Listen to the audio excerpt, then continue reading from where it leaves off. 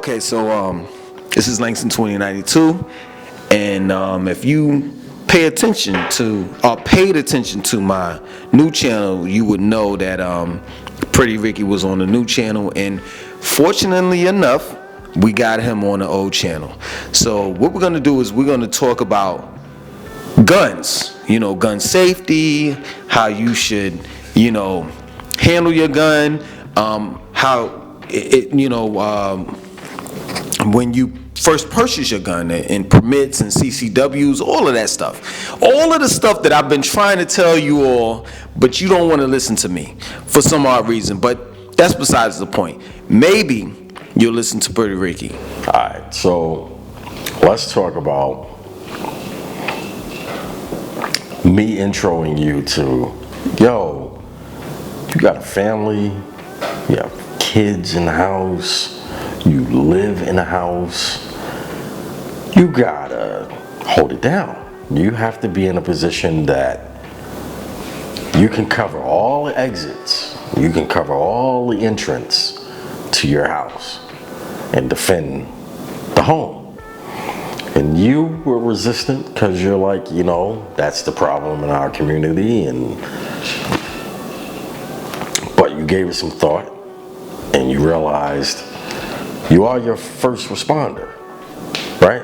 Something were to go down in your house with you and your family, the only person you could depend on is you. So the first conversation we had was, this is great. I'm glad you I'm glad you want to do this. So the first conversation was as I drink, hey, you should get a rifle because you could skip the infringement stuff North Carolina does. And you were like, all right, that sounds like a reasonable thing.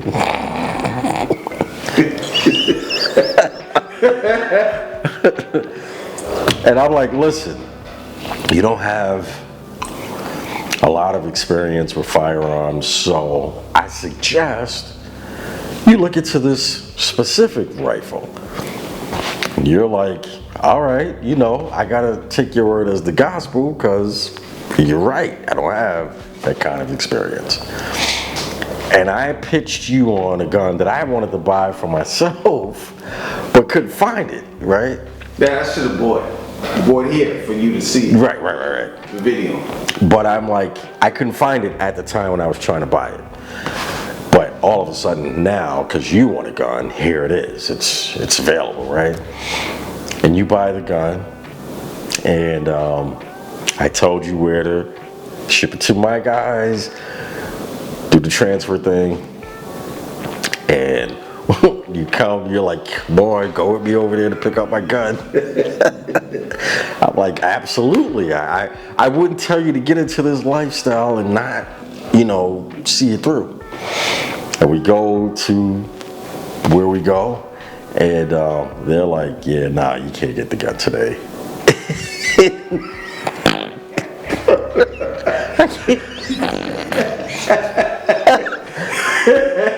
So I'm like, well, since you can't get the gun, I brought a couple of guns.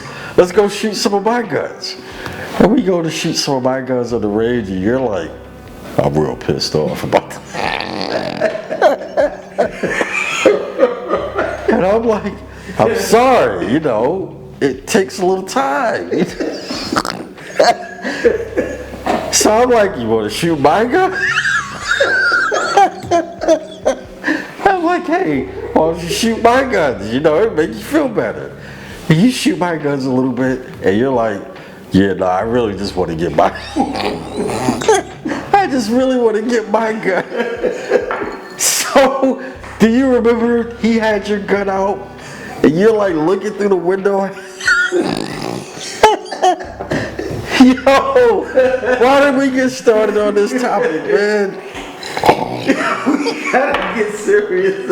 Alright, I'm getting serious. Go ahead, though. I just remember looking at you. You're like looking in the window like.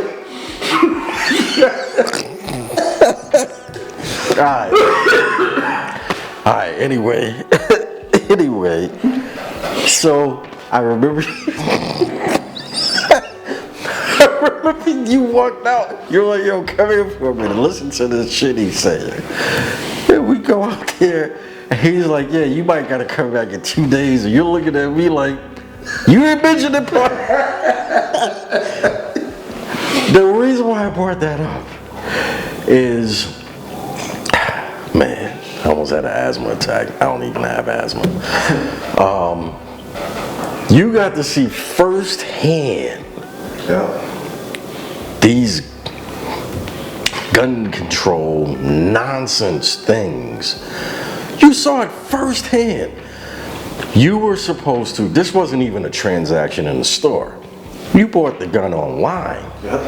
You had it transferred to an FFL. You did everything you were supposed to do legally. And because the entire country at the same time was trying to buy guns to protect themselves because of COVID and social unrest and racial injustice, right? Everybody was buying guns at the same time. And this background check that people keep yelling about, you remember what happened? You went through the background check and they're like, well, you've never actually tried to buy a gun before, so we got to take a little longer to check you up and make sure you're good. And it took what, 2 days? Nah, it took about 10, about 9 days. I know it was a long time, man. I remember when you finally went to the store, you were like, yeah, I picked up my gun. You know, it wasn't within the same week you were supposed to do it. That's where I want to start. People who don't know anything about guns whatsoever are trying to dictate the terms in which people who do know about guns purchase guns. What those people who don't know about guns don't understand is all these laws you try to implement, the only people they actually affect is the people who legally buy guns, right? So I don't think anyone here doesn't know that I'm from New York City. Yeah. There's some guy in your comments said he's from New York metro area.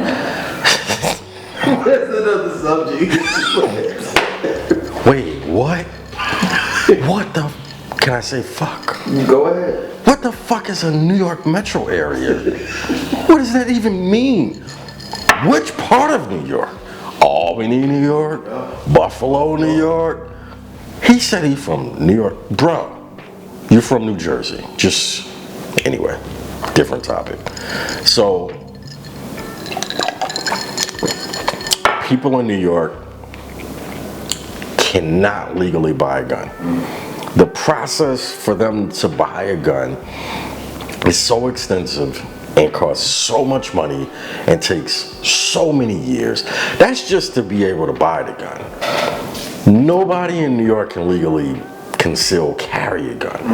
If you do, you own like a liquor store and you cash out at 2 a.m. Like, the criteria for you to get approved to conceal carry a weapon also takes years and thousands, and you gotta prove it, and you gotta prove it to New York State, and it's ridiculous. And you got to see what I had been telling you, like, they are trying to basically de-arm us, right? Because it's harder to oppress people who are armed. It's hard. If I could fight you, it's not that easy to oppress me. But if I can't fight you, like, I was looking at a Vlad video today, and he was interviewing China Mac. And China Mac, I don't know, you know, Vlad drops his video, it's like part 39, right? China Mac said that in China, because they're a communist country, if the government says everybody go home, everybody goes home. Whereas in America, you say that probably incites a riot. I'm not going home. What do you mean go home? Who are you to tell me to go home? They are trying to de-arm you because then it makes it easier to do whatever they want. Whether you believe Pearl Harbor was a true or false flag, or you believe 9/11 was a true or false flag,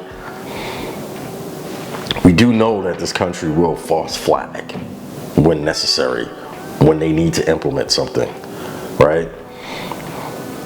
It's easier to do that if you can't fight back.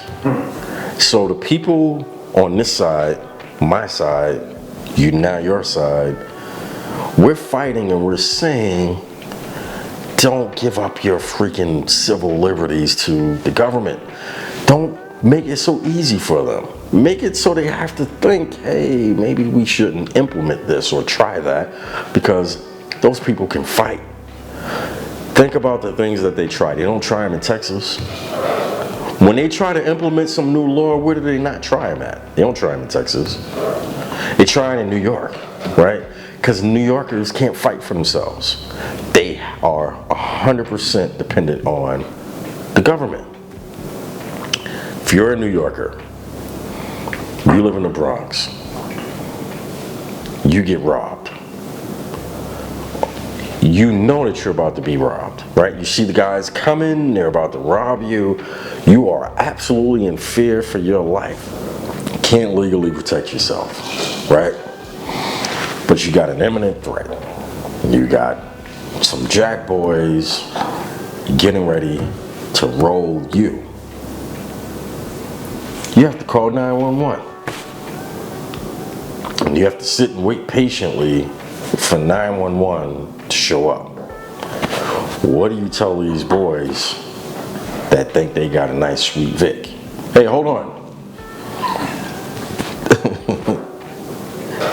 Before you rob me and take my Jordans and, you know, my Sherlin off of me in the middle of the winter, hold on for a second. Let me call the government. Hopefully I get a nice 911 call center answerer. I don't know what their titles are. And she'll send a dispatcher, and she'll send someone. And then they could come help me 20 minutes from now. So like, give me 20 minutes. That's not how that works. But if you're armed and you see the jack boys coming, number one, you can't just go around shooting people just because you're armed, even if you carry concealed. Most places are not stand your ground places, right? So, but you can pull your weapon. If you take the concealed carry class, you'll learn you can't point your weapon at people. Like, at that point, you need to be shooting these people. And you need to be shooting these people because you have decided that's an imminent threat. And if I don't shoot them, I'm gonna die or risk grave bodily harm, right? But you can pull your weapon and hold it over here and say, hey, listen, before you do what you think you're thinking about doing, just know that I'm armed. And if you do it, I will defend myself. Okay, so I'm glad that you cleared that up. I want you to actually show the viewers, as you are, what you have, far as If I was in the Bronx, if you were in the Bronx and it was legally that you can legally carry, and then also show the firearms that you have on this table right here. toys for the night. Toys for the night. And the whole thing about hashtag stay dangerous. Address that. I'm gonna do this safely because you're like right in. I can move. You're in a terrible position. Yeah, so I can move. move over here. Yeah. So I legally carry tonight a P365 Coyote Brown. We'll do this safe. I do carry one in the chamber. This might not work out. Didn't work out. So that's a cleared gun, right? I put my hand behind the slide so that the slide doesn't move, and obviously trigger discipline. I keep my hand back here. If I feel that moving, I know something bad's about to happen. So that's why my thumb's always back there, and that's how I reholster my gun. And I never point it at people, so my boy Langston is right there. If I wanted to show him what I'm doing, I'm sweeping this way, right? You never point a gun, even if you know it's empty, you don't actually know it's empty, right? So that's my EDC. They don't know what EDC means everyday carry. Okay. That's a 12-round magazine with one in the gun, making it a 13-round gun. And that's what's on me a lot of the times. Also, I don't know if you can see that, this specific gun keeps polymer coated hollow points, Hornady, critical duty, I believe. Why that's an awesome round is the hollow point portion of the bullet has polymer, and I'm sure no one can see this, but you get the gist. You can put it all the way in there. Closer. Yeah, you can see it. So the hollow point portion of the bullet. So when you think of a bullet, this is just the casing. This is where the gunpowder is. This part is the bullet, right? This is the portion that ejects from the casing. This portion is the part that flies out of the gun. So the significant portion of this is this, not this. This is irrelevant, right? They put polymer in this because this is a hollow point. If you can see that, it has serrations in the head. And those serrations, when they hit flesh, they expand and mushroom like claws. So remember, the bullet is spinning like that, and then imagine it's expanded. So you have 6 or 8 claws entering flesh. The significance of the hollow point, besides the rap song portion of it, is number one, if something's going to happen, more than likely it's going to happen in your house, right? You don't want to over penetrate with your round through the person, through the wall behind them, into your family member in a different room. Because this mushrooms, it doesn't have the same velocity if it does manage to exit what it hit. It really will kind of just hit the target and then do all its damage to the target, right? And then because of the fact that it mushrooms, the target takes substantial damage, right? Because not only are they having a foreign object enter their body, but it's also got these 6 to 8 claws spinning, and then it's lost its velocity when it enters, so it redirects itself, and that energy might enter in your shoulder and exit out your kidney, right? And as gruesome as that sounds, the point is, number one, let's make this safe. Number one is, if you've pointed your gun and you shot it at someone, you should have come to the decision that the only way for you to survive and continue your life is to shoot, right? So you shouldn't shoot at someone because you're angry with them. You shouldn't shoot at someone because they said something on Instagram about you. You shouldn't shoot at someone because you didn't like a YouTube comment. You should shoot at them because there's no other option. It's imminent danger. I shoot you or I die. Imminent danger, right? If you are shooting at someone, their goal is to stop them. It's not, even police officers, as much as you know that's a questionable thing, right? The training, the curriculum is you shoot to stop. If stop means kill, then you kill them, but you're shooting to stop. You want to stop the threat. So if I want to shoot someone because you have now endangered me or this person next to me or this family member, I want this to be over as quick as possible. And that makes it quick as possible, right? Now it might take 2 or 3 of these, but it might not take all 13.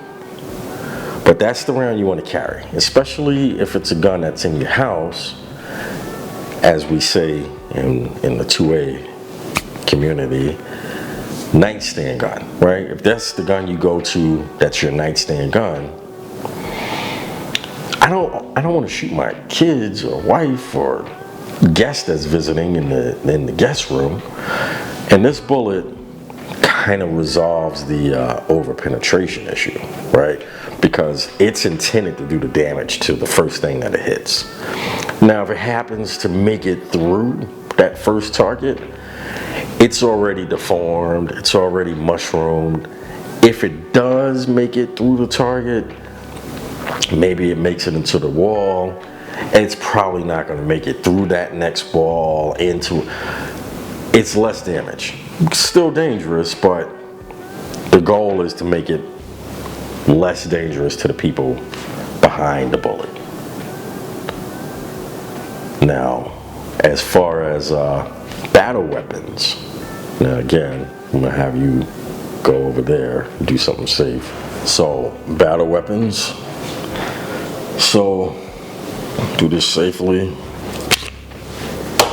Well, before we do it safely, that is my in-home battle weapon, one of, right? That particular weapon has LED light, LED strobe light, red beam. You can point. Alright, cool. Point straight. Go over there. Okay. So, LED strobe light, red beam. We're good.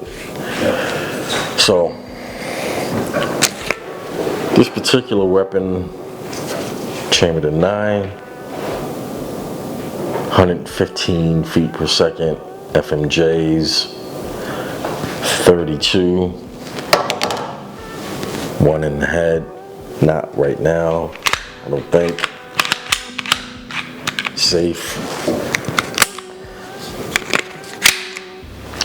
Why is this a battle weapon? I have 33 rounds, I have a tactical light, I have a laser to help with aiming. It's got a 4.5 pound trigger. It's as reliable as any Glock ever known to man. It's simple to disassemble.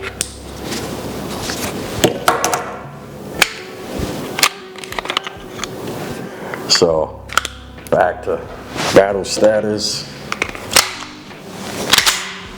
Round in, we're ready to go, right? This is the weapon I'm gonna go for in the middle of the night.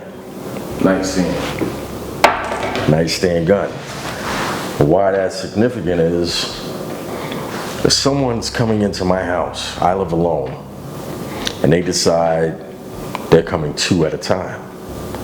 It's just me. I gotta fight 2 people at the same time. Well, we'll be safe. I want to fight you with as much firepower and ammo as I can muster, right? Because chances are you're coming with as much firepower and ammo as you can muster, right? So if you tell me that I can't legally own this 32 round mag, then that only affects the person that legally does this. The person who is a criminal, he doesn't follow the rules. This is what he has, right? He's got this, or he's got a 50-round drum on the Glock 19. Like, he's got superior firepower. Why should I lose that fight to him when I'm legally doing everything you told me I'm supposed to do? Why should he have the upper hand? That's usually who wins the gunfight, the person that has the upper hand, right? So if you're gonna be for or against 2A, you actually need to know what you're talking about.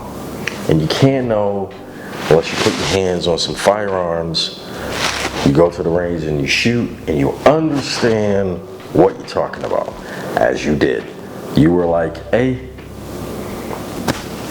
show me what you're saying. Like, don't just tell me what you think is the right thing or the wrong thing. Prove it. So it's two things that I want you to do. I want you to show everyone what do you carry with your EDC. And then the second thing is I want you to clear up, because I've made a mistake in a lot of my videos by saying, an AR-15 is an assault rifle, and I want you to clear up what AR means -15. Thank you. EDC means everyday carry. It's not specific to a firearm. That is what you carry on your person every day. So EDC for me is, I can't show the company that gave this to me, but this is a phone charger. That is car keys. This is specific to New Yorkers. This is my ox. You know what that means? That's my rusty ox. You ever spent 5 minutes in jail? You know what that is? That's my SIG. Today, I have other firearms. That's a 13-round mag. Now cocked and loaded.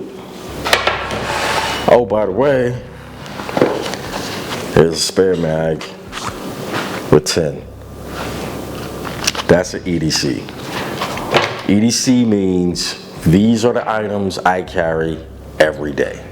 It's not specific to a gun or a knife. I don't have a pocket knife. I'm working on that. Pocket knives are $250 plus, so that's an investment. So you need to make sure you buy the right pocket knife.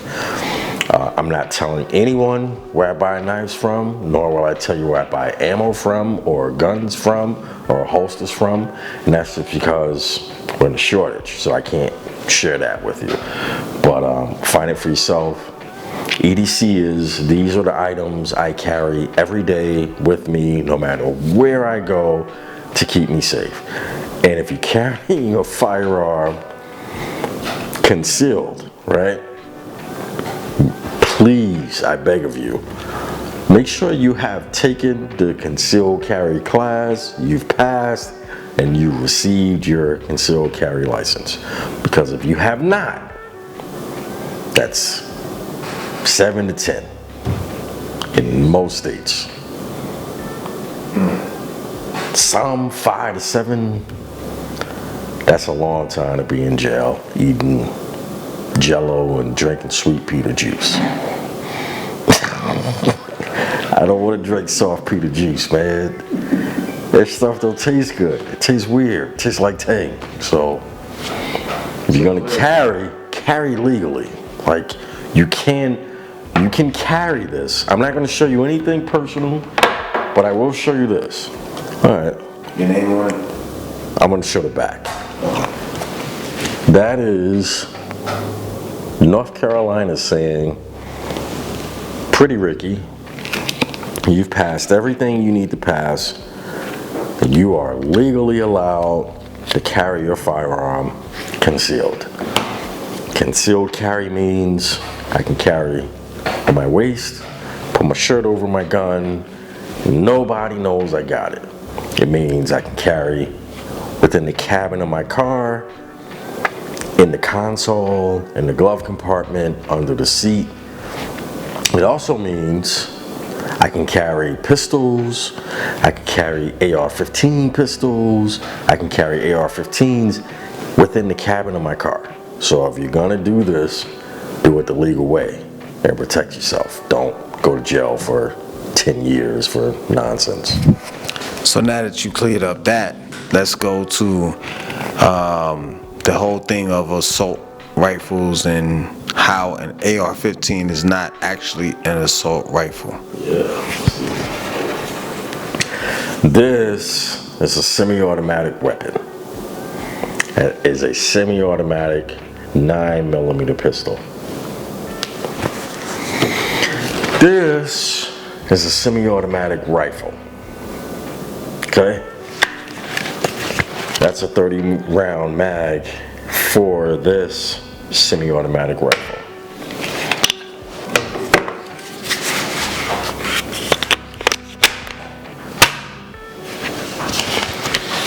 This is an AR-15. This AR-15 is equipped with a tripod and a, I believe, 3x9 by 200 scope. This AR-15 is good to about 400 yards. Not necessarily the gun I would go get in the middle of a gunfight in my house. However, this semi-automatic rifle does the same thing as this pistol. This tiny pistol that I carry everywhere I go. They're the same. The military doesn't use this. The military uses M4s. M4s have the ability to select fire. This has two options: fire or not. I believe that's fire now, and that's safe, right? And M4 can fire 3 shots and fully auto. This can't do that, so the military doesn't use this, okay? This is a semi-automatic sporting rifle. You use it for hunting, use it for home defense, for whatever, but you can't go to war with this. It is not an assault rifle. If that's the case, then this would be an assault pistol, right? Because they do the same thing. That's a 30-round mag full of green tips. And if you know anything about AR-15s, green tips are king, right? They're lightly considered armor penetrating, right? I could probably penetrate most standard vests, right? 30 rounds in there. It's my home defense gun, sometimes, along with all the others. That's a 12-round mag of hollow points. That looks scary. This looks scary, but they do the same exact thing. They do the same exact thing. I can only shoot these 30 rounds by pulling a trigger 30 times. I can only shoot these 12 rounds by pulling a trigger 12 times. They're both semi-automatics. The military uses weapons that can shoot. So let's say I had an M4 with a 30-round mag. That M4 can pull a trigger once, and it won't stop until all 30 of these are done. Can't do that with an AR-15. There is no such thing as an assault rifle. The left created that to scare you into believing that this is more deadly than this. But most of the homicides committed in America are committed with this. This accounts for less than 1% of the homicides in America. But over 10% of the self-defense in America. So people who protect themselves and their lives and their home and their property, they use this. People who kill other people use the 9mm. So if you're going to ban that, then you got to ban this, because they're the same thing. They're not different. Just that looks scarier than you. That looks a lot scarier than this does. So once again, I want to thank Pretty Ricky for his time, and just showing us, gun safety and the guns that he has. And we're gonna wrap this up. The battery's low. Pretty Ricky, it's time for him to go to sleep. But for the most part, I just want him to say one thing, and that's it. What when you talk about AR-15, what does the AR stands for? The AR-15 stands for Armor Light 15. Armor Light is the company that created the civilian version of the M4. That's the name of the rifle. It does not stand for assault rifle. It doesn't stand for automatic rifle. Anything that the left tries to tell you it stands for is a lie, unless they're saying Armor Light 15. Version 15. So like COVID-19, right? Armor Light 15. 15 was the one that worked. So once again, we're gonna thank Pretty Ricky for his time and educating us on the AR-15 and just guns period and gun safety. Hopefully the youth will definitely look at this video that we've put out and learn from it, because hey, listen, we're elders and we're just trying to educate the youth, and it's just that plain and simple. That's the goal.